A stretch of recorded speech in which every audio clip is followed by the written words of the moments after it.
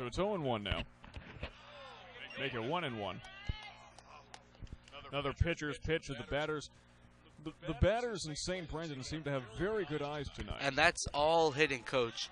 The ability of the Sabre coaching staff, to institute some discipline in these Sabre hitters. And it's paid off for them tonight. And what that does is that allows the Sabres hitters to be freed up so that they can then get pitches that they like and drive them. So does that mean that all statistics by St. Brendan are technically sabermetrics?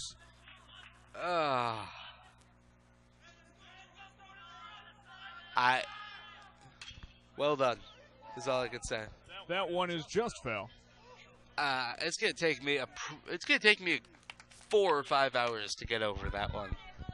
I can't believe I didn't think of it until now. Sabermetrics. Sabermetrics. Yep.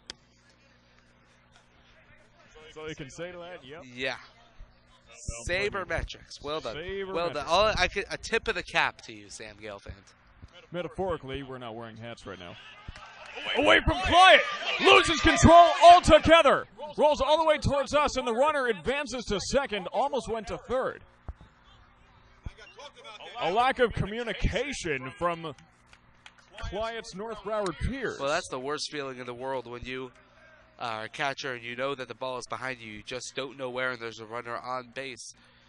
In this case, it is Diaz, who could do all sorts of havoc. Note, Clyde did not take off the mask when looking for that one. That's usually the first thing taught, is get that mask off so you have a better vision. Swing and a miss, struck him out. That'll end this top of the sixth. St. Brendan scratching and clawing their way back, but North Broward still leads 5-4. We'll be right back after this.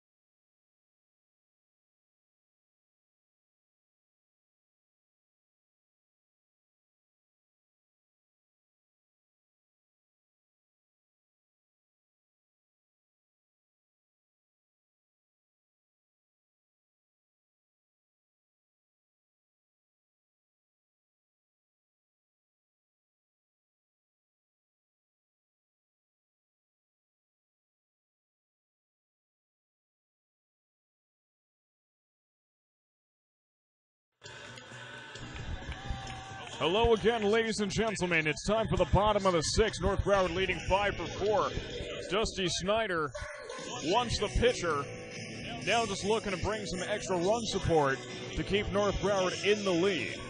Well, he can give North Broward some insurance. This is a big bottom of the sixth inning. North Broward clinging to a one-run lead. Certainly some insurance would be helpful.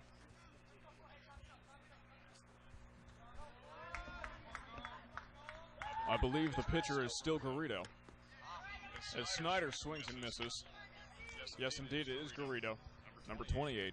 And he's done a good job in relief. Snyder back into the box. Finds a sign. The 0-1. Turns into an 0-2. Outside, but just barely still in the strike zone. And we understand that there is a bit of a delay in the video quality. Think of it as your own personal little instant replay. It's always a nice way to think of it. We like to look on the bright side of things here at Brainwash Sports Twitch TV. Always. Always important to maintain a good attitude. Stay positive. Be yourself. Shoot for the moon. Even if you miss, you'll land among the stars. Yes. I think that's something that is appropriate to be said on National Education and Sharing Day. 1 and 2, that poster is in every single teacher's classroom. You ever notice how all these different teachers often have the same posters? I think that there's one place where they all go for it.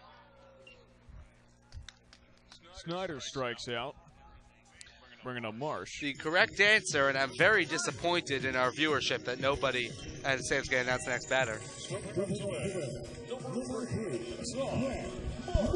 I'm very disappointed in our viewership that nobody tweeted at either of us to guess the answer, but we're going to reveal it anyway. Jackie Manning. That was it, Jackie Manning. Pitched for the Chattanooga Lookouts.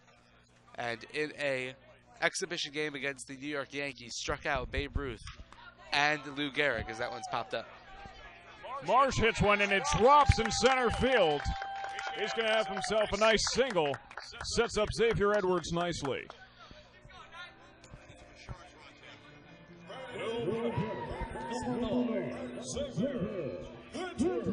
And the less fairy tale ending to that was that Kennesaw Mountain Landis, the first Major League Baseball commissioner, suspended Manning indefinitely from all of Major League and minor league play. Why was that? Yes, he thought that she was a bad image on the league. I guess it makes sense to have a, especially back then with societal connotations towards women, to have one step up and strike out two of the best players in the game. In front of the catcher, 1-0. Good job keeping that from getting behind him.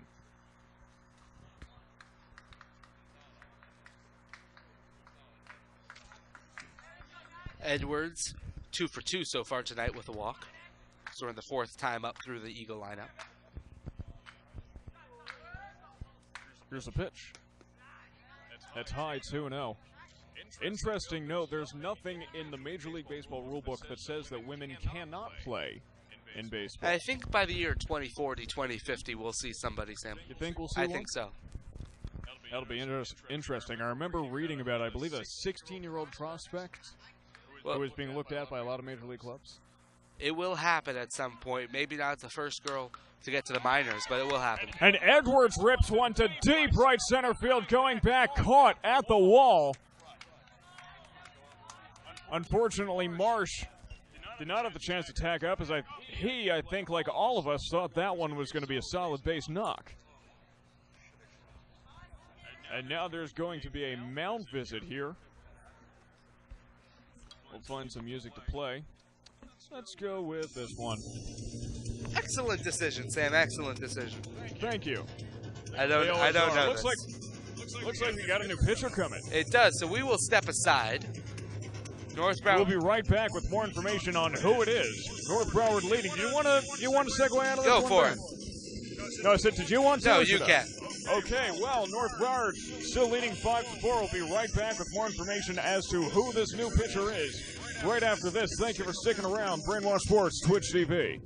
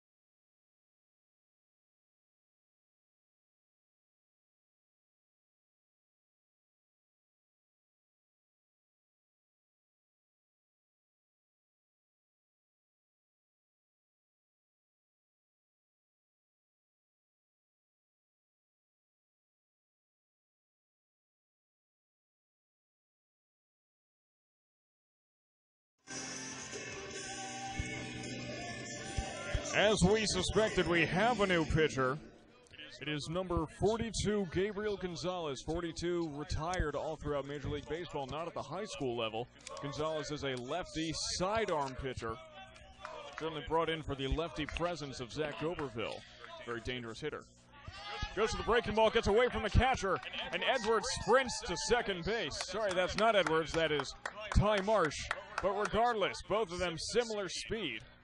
Have to wonder if St. Brendan wanted to get the junior Gonzalez on for the lefty presence of Edwards as well and just couldn't get him up in time. So it's 1-0 now to Goby. Here's a pitch. Strike. Almost a casual delivery from Gonzalez. It might be a byproduct of the sidearm Very motion, nonchalant, but the ball explodes out of his hand.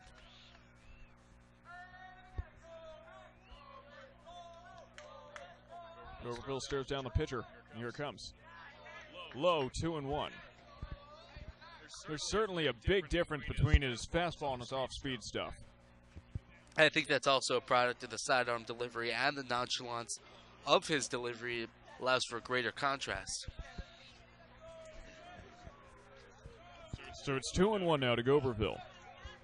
How's Goberville doing in tonight's game?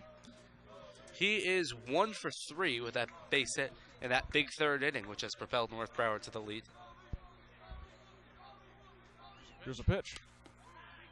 Inside, 3-1 now. Almost brushing Goberville back. And now we'll see if Gonzalez works the outside part of the plate. Oftentimes that's a mind game once he brushes a batter in. Likes to go on the outside part of the plate. That's a general rule in baseball. Remember, we only play 7 here in high school baseball. We're in the bottom of the 6th. Gets a strike. It's a full count now. So I have to imagine, considering that St. Brendan's roster is not that deep, that they'll still leave him in after Goberville, even though there's not many other lefties on this North Broward squad. Agreed, especially given that they had 3 pitchers last time out.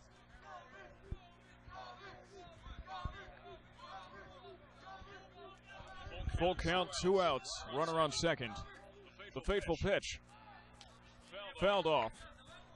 Goberville is going to stay in this at-bat.